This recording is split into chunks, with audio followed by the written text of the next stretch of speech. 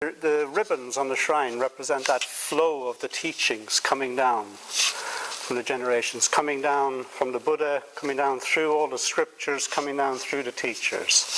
So the flow of the teachings have been there down through the generations, and they come to us.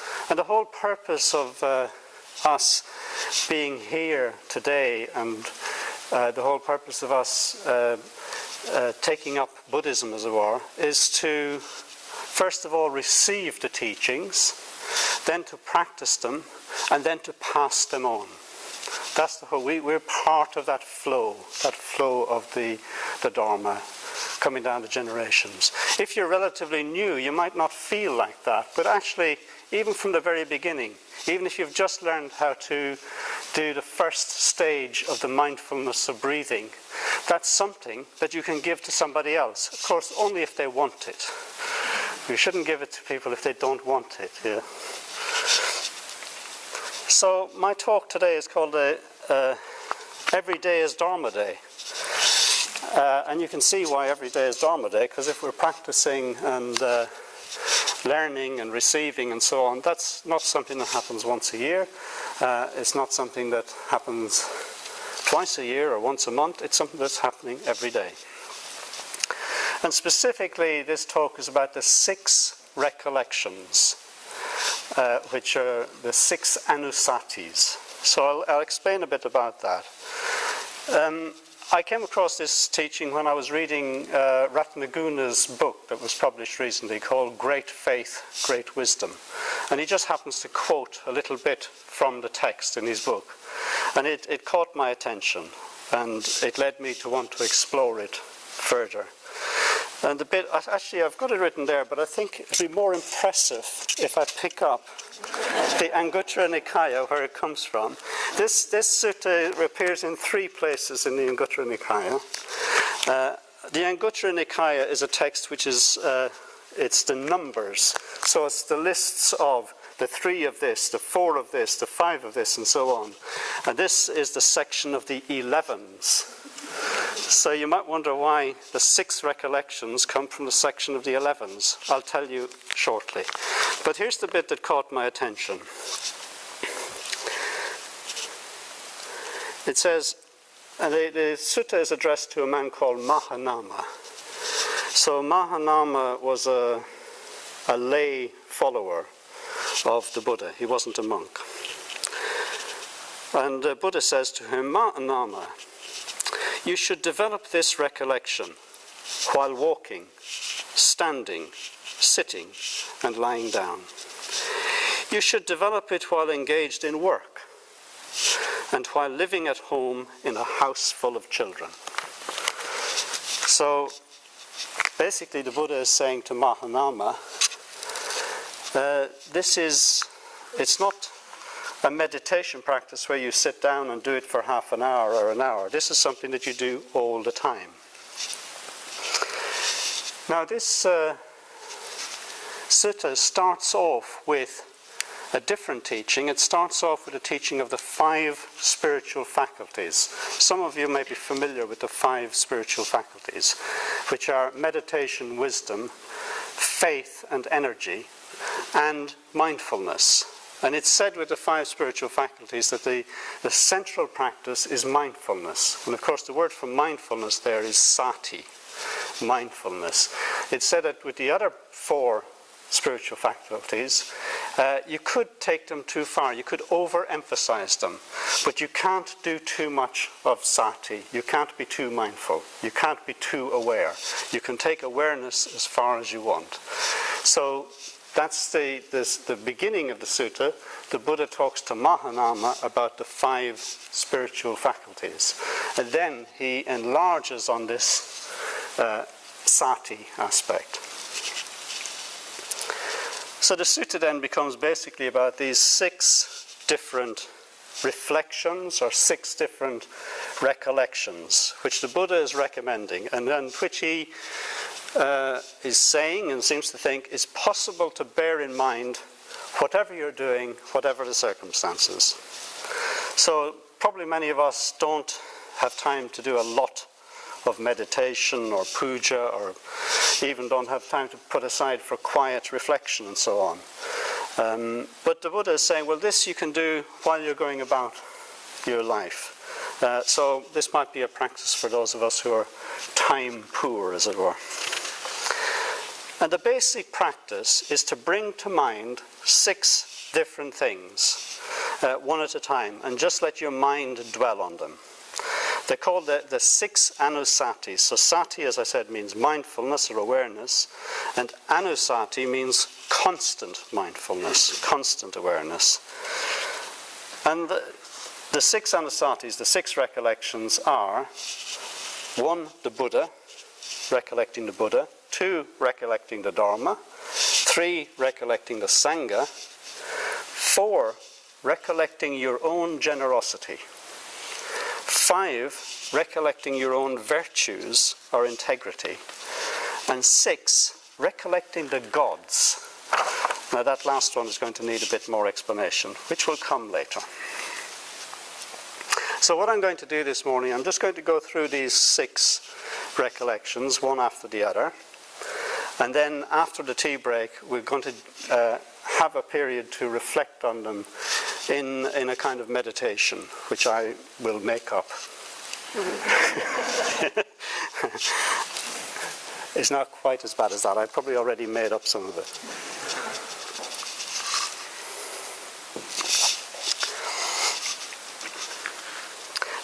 So the main thing about this practice, it doesn't have to be done as a sitting meditation. That's just what we're going to do this morning, but it doesn't have to be done that way.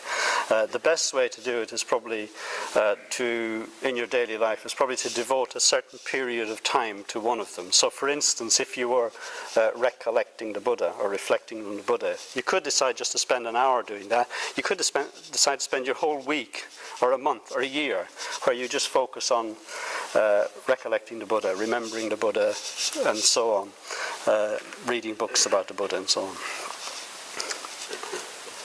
So what does it mean then to recollect the Buddha, which is the first of these practices? So traditionally, this is about bringing to mind the qualities of the Buddha. And these qualities are repeated in a stock form throughout the Buddhist scriptures, throughout these scriptures of the Pali Canon. And they come to us in the form of the Tiratana Vandana. If you look in our puja book, you find a Tiratana Vandana, which many of us chant before meditation. On retreat, we chant the Tiratana Vandana. The Tiratana Vandana, of course, is the praise of the 3 jewels, the praise of the Buddha, Dharma, and Sangha. So the recollection of the Buddha traditionally is the first verse or couple of verses of the Tiratana Vandana. The Tiratana Vandana starts with the same line as in the Refuges and Precepts: Namo tassa bhagavato arahato samma sambuddhassa. And the very first words, Namo tassa, means respectful salutation to him. Yeah? Bhagavato implies someone who stands out from everyone else, someone who has the highest spiritual qualities, someone perhaps awe-inspiring, sublime, auspicious, whatever. And the Buddha is also arahato, which means worthy or noble, and samma sambuddhassa, really and truly awake, really and truly enlightened. So that's the first, the opening, so we chant that usually 3 times. Then the next verse emphasizes the truth of what has been said. It's iti piso. Such indeed is he. Such indeed is he. He really is like this. He truly is awake. So the implication is he truly is awake while we're still asleep. We're still dreaming, as it were. We're still compulsively chasing the pleasures as if we were in a dream, or running away from fears as if we were in a dream. While he's free, and we're, to some degree, imprisoned by delusions. Yeah? And then it says he's equipped with knowledge, vicha, and practice, charana. He's equipped with knowledge and practice. In other words, his insight is not merely an intellectual understanding. He's not someone who just speaks well, but he's someone whose life is has attained to real happiness. He's not someone who is still ruled by the same conventional worldly concerns as everyone else. He's attained to real happiness because he's living in reality, not in delusion. Then he is the knower of the worlds, loka vidu. His vision is beyond anything we can conceive, beyond anything we can imagine.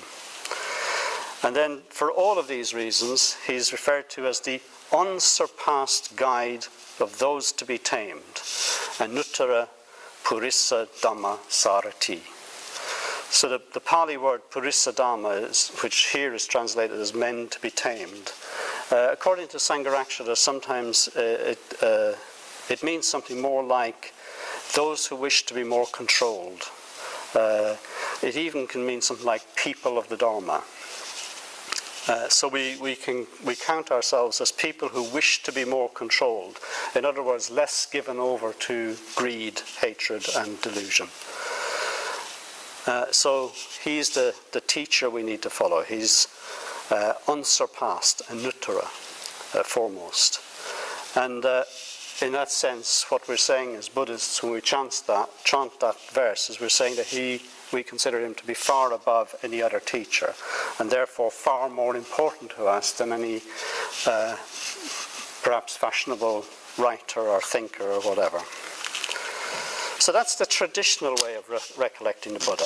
But we don't need to stop there, as it were. We can be creative with the practice. We could, for instance, recollect some of our favourite stories from the Buddha's life. We could recollect stories like the story of Kisa Gotami, or the story of Meghiya, or the story of the Aniruddhas, and so on. We could just reflect on those sort of stories, which already we perhaps have a connection with, or they inspire us. Or we could reflect on the life of the Buddha and the legacy he's left. We could read books, for instance, like that book Gautama by Vishwapani, or The Life of the Buddha by Nyanamoli. Or Karen Armstrong has written quite a good book about the life of the Buddha. And there are lots more, of course. So that is a recollection of the Buddha. That's a reflection on the Buddha, reading a life of the Buddha.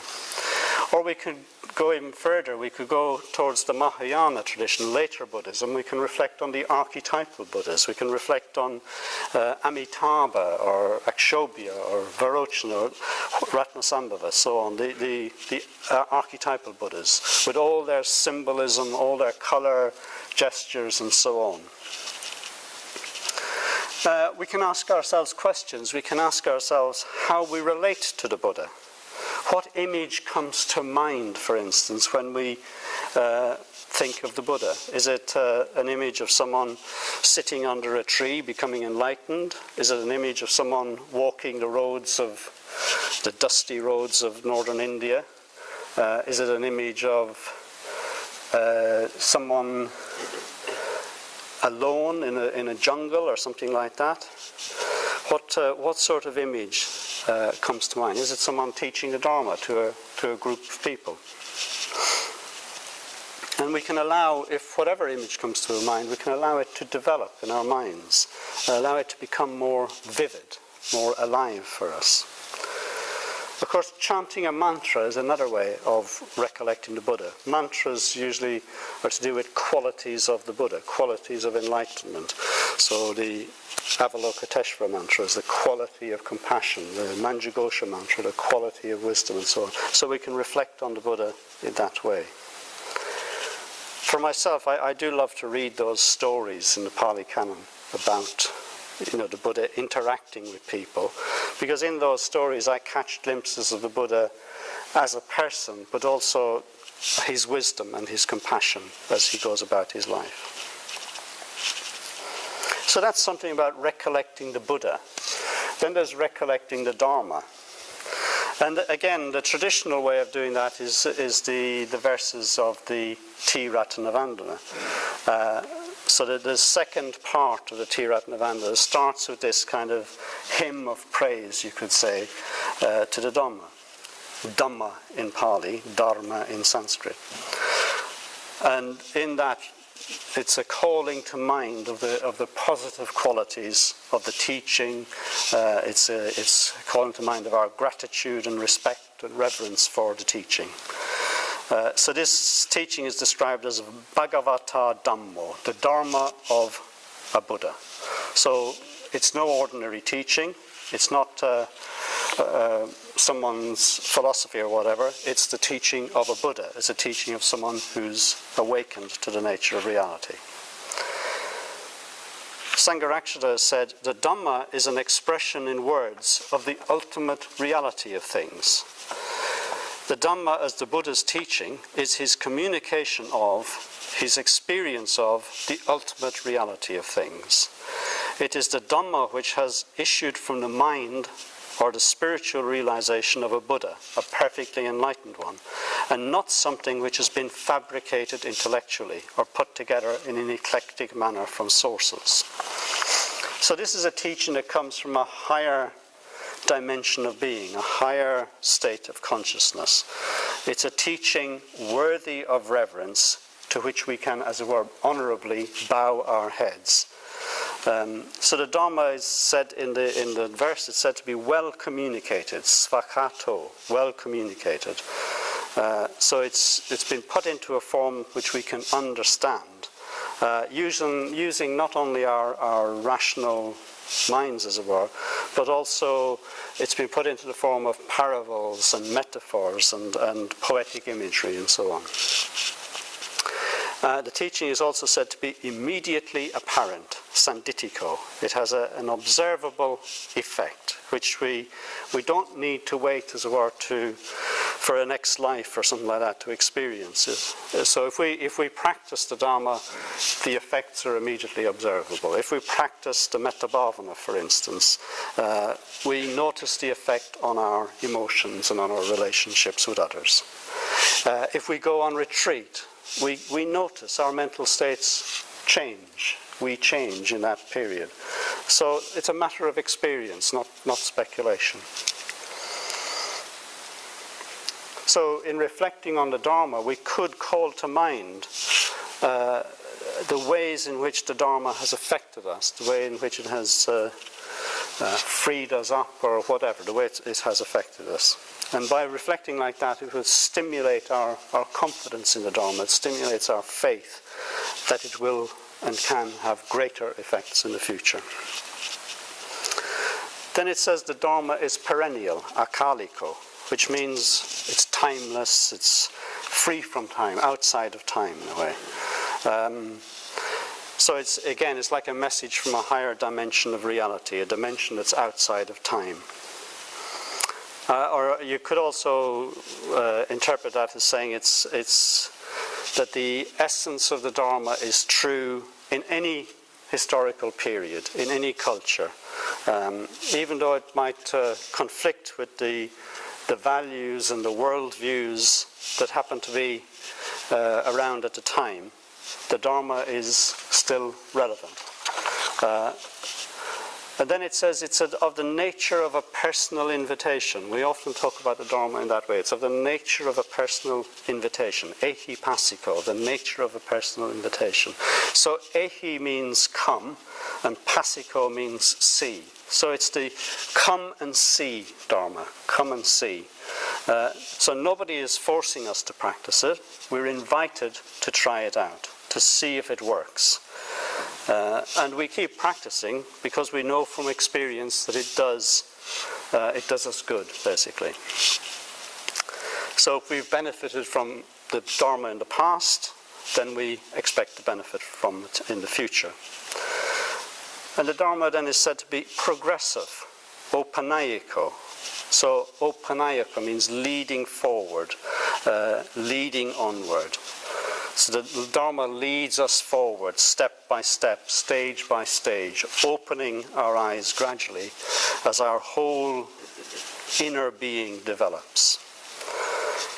So it's a path of organic growth that's progressive and evolutionary. It doesn't ask us to take on anything that we're not yet ready for.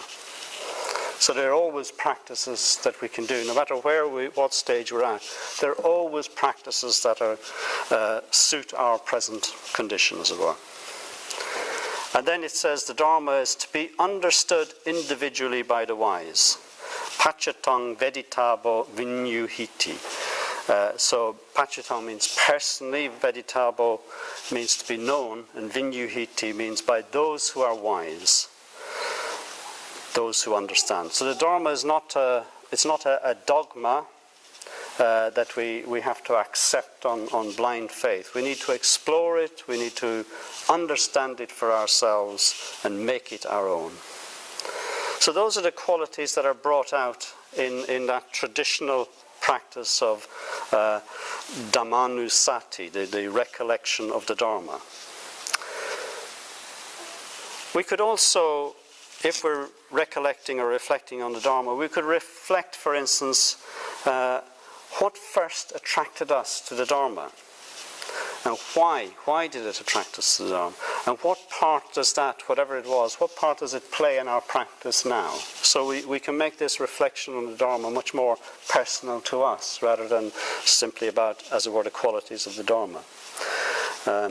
We could also bring to mind, of course, rather than just ideas and so on, we can bring to mind symbols of the Dharma and explore those. So, for instance, there's the Dharma chakra, the wheel of the Dharma. We can explore what that means. I mean, it has a traditional meaning, but we can let our minds go with it. What does it mean? We can explore images like the path. We talk about the path, following the path. What is a path? What does path mean to us? Yeah, we can reflect on that. There's the image of the rain of the Dharma from the White Lotus Sutra. We can reflect on the rain of the Dharma. Or there's the image of the lotus opening. The important thing really is to make a connection with what inspires you and allow yourself to be uplifted and let yourself experience reverence or gratitude or whatever emerges. Of course, we can also recollect the Dharma as taught to us by Sangharakshita. We might have our own, as it were, favourite teachings from Sangharakshita, things like mind, reactive and creative, or building the Buddha land, or the 5 stages of spiritual life, or the teachings about the group, the individual and the spiritual community, about the higher evolution or the new society. We can always reflect on those teachings as well, or whatever teachings have come to us from Sangharakshita that we've responded to. Sometimes we may not even know that what we've responded to isn't how the Dharma has been set down traditionally in the Pali Canon. We may not have read the Pali Canon. We may be responding to how Sangharakshita has, as it were, translated and elucidated and clarified that for us. So it's important that we recognize that as well. Then comes the third reflection. So the third recollection or reflection is the Sangha. And again, traditionally, this is the 3rd verse of the Tirattanavandana. And that verse opens with a number of phrases in praise of the Sangha, the 3rd jewel, the Sangha. The Sangha is referred to as Bhagavato Savaka Sangho, the spiritual community of those who are disciples, of those who are open to the Buddha and his teaching. Savaka is a disciple. So it's the spiritual community of disciples, the spiritual community of those who are receptive to the Dharma. And then the Sangha is happily proceeding, supatipanno. The members of the Sangha, of the community, proceed well and happily. They're treading a positive path, moving forward on this path of practice and doing that happily. And then it says they're uprightly proceeding, uju patipanno. So upright, uju means straight or upright.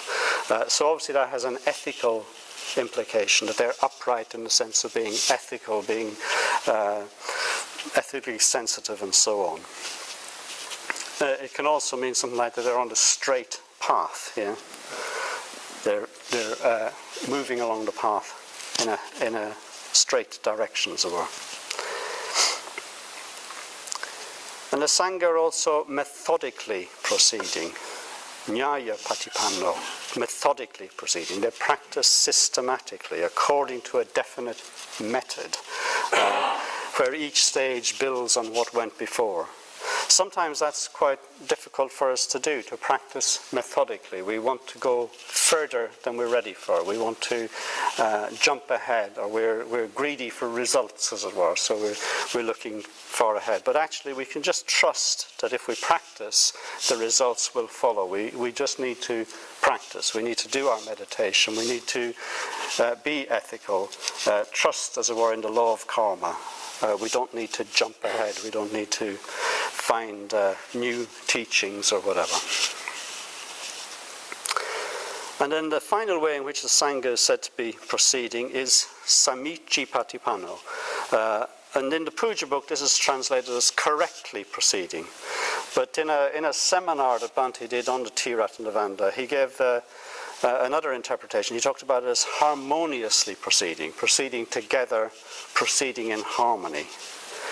So we don't just practice the Dharma for our own spiritual benefit, our own spiritual progress. We practice to create a harmonious community of individuals. And that's essential for us as individuals. We need other people around us. We need the help of others in order to practice, even if that's just the help in the sense that other people are sitting meditating while we're meditating. That encourages us and helps us with our discipline, as it were. And then it says that this fellowship of the Buddha's disciples is worthy of worship, worthy of hospitality, worthy of offerings, and worthy of salutation. Ahuneyo, pahuneyo, dachineyo, angelicharaniyo. And the reason that these people are worthy at this level of respect is that they are an incomparable source of goodness to the world. That's what it says in the Ratnaghosha. Anuttarang punyaketang lokasati, an incomparable source of goodness to the world. So at this point in the recollection, we could call to mind all the great figures of Buddhist tradition, people who have been the great teachers, people like, I suppose, in the Buddha-Ghosha, for instance, in the Theravadan tradition, but also people later on like Milarepa, like Tsongkhapa and so on, or even people that we're more familiar with in the present day. And we can also call to mind, because we're talking about the Sangha here, we can talk about people that we actually know, people that we have a particular respect for, people that we've maybe learned from. We can call them to mind. And we could connect with our sense of gratitude for the great gift that people have given us. Perhaps we can even imagine ourselves bowing to them respectively. Because people who transmit the Dharma to future generations, such people are indeed an incomparable source of goodness to the world. So we could reflect on the importance of Sangha. We could reflect on the truth of the interconnection or the interdependence between us. And we can reflect on the Sangha as our spiritual community as a practice that we do. One of the things I like to do in this sense is just bring to mind my own experience of large gatherings of the Sangha, large gatherings of the spiritual community. Things I've experienced, such as festival days, for instance, or such as order conventions, or any event where we come together to practice, to chat, and just to enjoy each other's company. So just reflecting on those things can also give us a sense of the value, the importance of the spiritual community. So that's the first three reflections, which some of us will probably be very familiar with because we chant the Ratnaghosha. Then we come to the other reflections. So this next one is a reflection on our own generosity. So this is what the sutta says. It says, there is the case where you recollect your own generosity. Excuse me.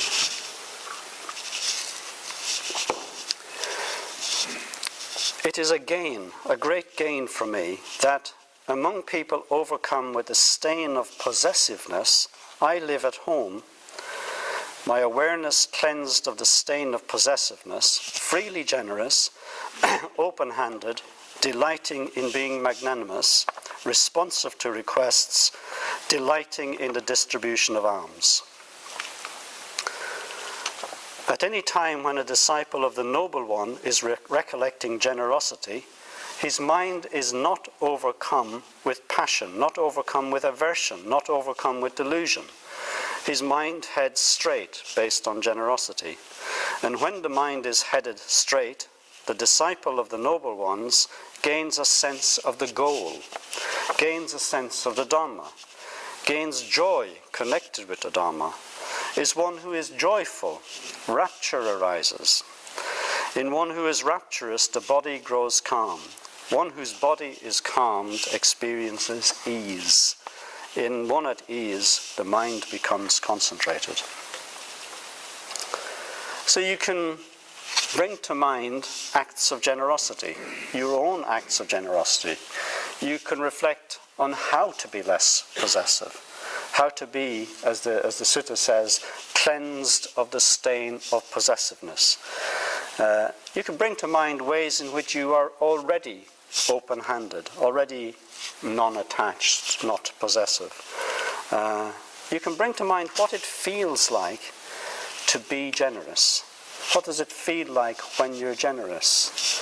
The feelings of expansiveness, say, or even joy. And of course you can go deeper into reflecting what it means to be responsive to requests, or delighting in the distribution of alms, as the sutta says. You can reflect on what it means to be generous, why it's important, and how you do it, how you are generous. I mean, often when we think of generosity, we think of things like money or gifts or whatever, but generosity is much broader than that. It's a giving of yourself, really. It's a giving in the sense of making yourself available. So we talk about giving confidence, we talk about giving culture or education, and of course we talk about giving the Dharma. So it's an attitude of openness and expansiveness rather than being closed or tight or held in, as it were. And you can reflect, of course, on how the practice of generosity can help to loosen any tightness around money or material things. It can help to move us out of a poverty mentality into a sense of abundance, a sense of freedom. There's this sense of freedom, if we practice generosity, that sense of freedom is the beginnings of a more complete sense of non-attachment. And that sense of non-attachment is the precursor to a letting go of any sense of a fixed and separate self. So when we begin to go beyond our attachment to this self, this fixed or separate self, then we're starting to partake of the wisdom of the Buddha. And our sense of abundance and our sense of generosity expands continuously. So that's the fourth recollection, recollecting your own generosity. Then there's the fifth recollection. So if that wasn't hard enough, the fifth one is recollecting your own virtues. So again, this is what the sutta says. There is the case where you recollect your own virtues. And this is how you do it. It says they are unbroken, flawless, unblemished, liberating, praised by the wise, untarnished, conducive to concentration. And it goes on to say that the same as it said about generosity, when you're reflecting on your own virtues, you're not being given over to greed, hatred and delusion, and it gives you a sense of the goal, and you become joyful and so on. So the reason for recollecting your own integrity or your own virtues, according to the sutta, is that while you're doing that, your mind is free from these other things like greed or hatred or whatever. So you could do this practice by bringing the positive precepts to mind, the positive precepts and the practices of non-violence and contentment and honesty and mindfulness. You can bring those to mind and reflect on how they manifest in your own life or how you practice them. You can reflect, for instance, on how your ethical life has changed and hopefully improved over time. Yeah, you could bring to mind your own good qualities. So that in a way, this could be like the first stage of the metabhavana, reflecting on your own virtues. For some reason, many people are very wary of rejoicing in their own worth or their own virtues. Some people even find it difficult to accept genuine praise or rejoicings from others. So there could be all sorts of reasons for that. It could be due to a fear of being thought arrogant, or could be due to low self-esteem, or it might be a fear of the responsibility that comes with strength and awareness. There's a kind of responsibility that comes with having virtues, yeah, to live them out, yeah.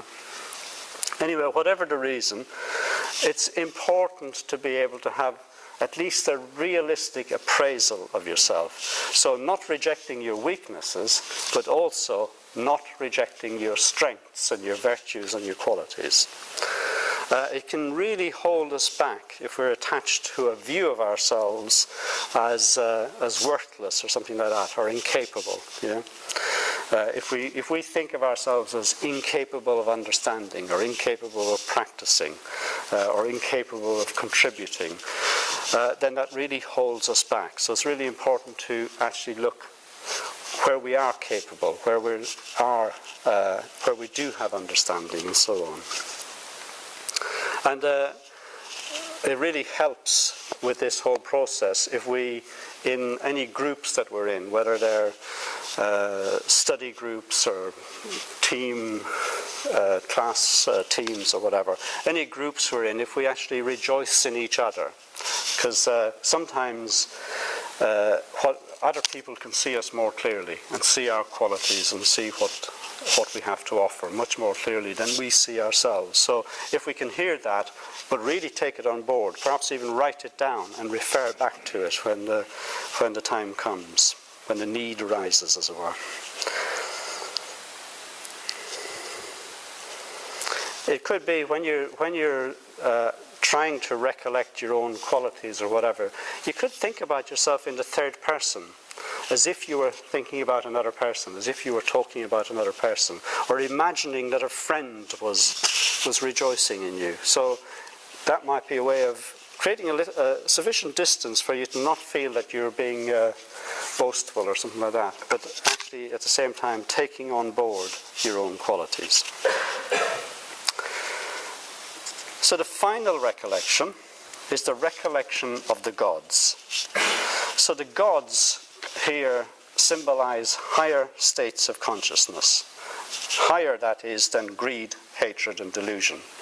So hopefully we've all experienced higher states of consciousness. We've all experienced states of consciousness that are not completely, as it were, stained or tainted with greed, hatred, or delusion. And this recollection is also specifically about faith or confidence in spiritual practice. So the way it's explained in the sutta, as it were, is that to be born as a god, so someone in a higher state of consciousness, you need to have sufficient faith in spiritual practice to do it over a long period of time. So what you're recollecting at this stage, in a way, is you're recollecting your spiritual aspiration. You're recollecting your confidence in spiritual practice, and you're also recollecting the fruits of your practice so far. And recollecting, of course, or reflecting on the fruits of your practice increases your confidence.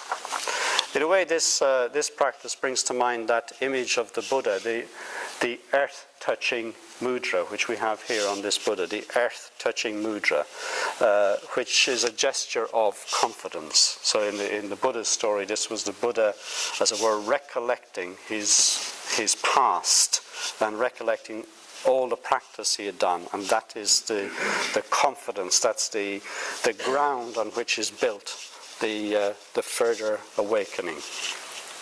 So recollecting our virtues is a kind of touching the earth. That's what we're doing. We're touching the earth. We're establishing our own confidence in the practice of the Dharma. And you could, in this final recollection, for instance, you could reflect on the occasions when you have experienced greater happiness or greater awareness or greater confidence, perhaps on retreat or something like that. You could reflect on what you really have confidence in. Or even just reflecting on what does it mean to have confidence in something. Okay, so these are the 6 recollections, the 6 Annusatis that the Buddha recommended to Mahanama. It doesn't say, by the way, whether Mahanama went away and did these practices or not, so we don't know the next thing, and I won't know if you go away and do them either, so this kind of reflection of the sutta. And the Buddha says that to do this practice is beneficial, and I'll tell you again why it's beneficial. I've read this before. Because in whoever does this practice, his mind is not overcome with passion, not overcome with aversion, not overcome with delusion.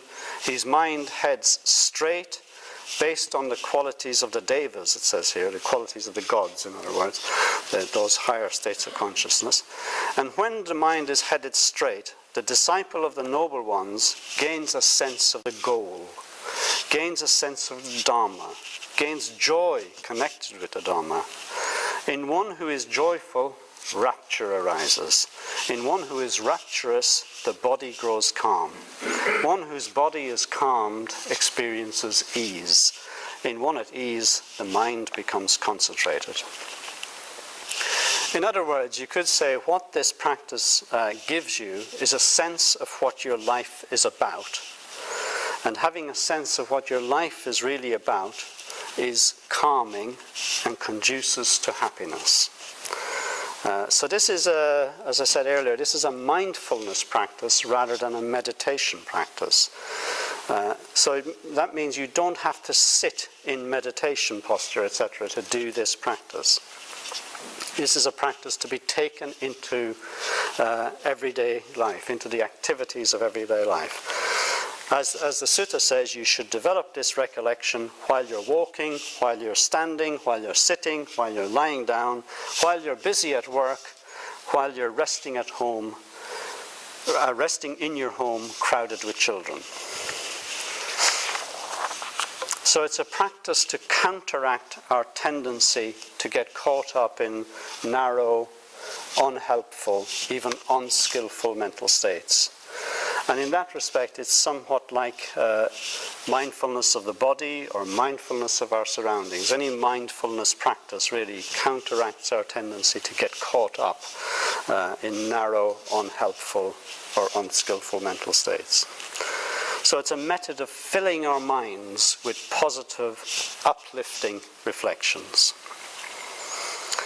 And after the tea break, which we're going to have in a few minutes, we'll do this practice as a meditation. So I will lead you through, I'll drop little hints, probably similar things to what I've said in the talk, as to what you can reflect on. And we'll just go through the 6 stages for half an hour or 40 minutes or so. And then in this afternoon, we're going to have a ritual, which Arya Jaya is going to tell us about in a minute, where you can make an offering which symbolizes one or more of these reflections. And as I said earlier, this practice doesn't need to be done in any particular way. So you could stick with one of these reflections or recollections for days and days on end, or for a long time. In a way, you need to, with this kind of mindfulness practice, you need to work out what works for you and what's appropriate for you at a particular time.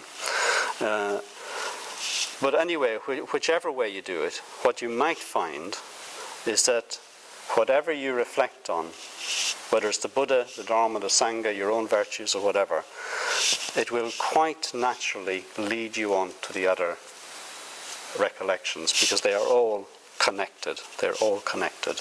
In some ways, they're just one recollection, one reflection. Anyway, that's all I want to say now. I'm going to hand you over now to Arya Jaya, who's going to just say a little bit about what's happening after lunch. Yeah?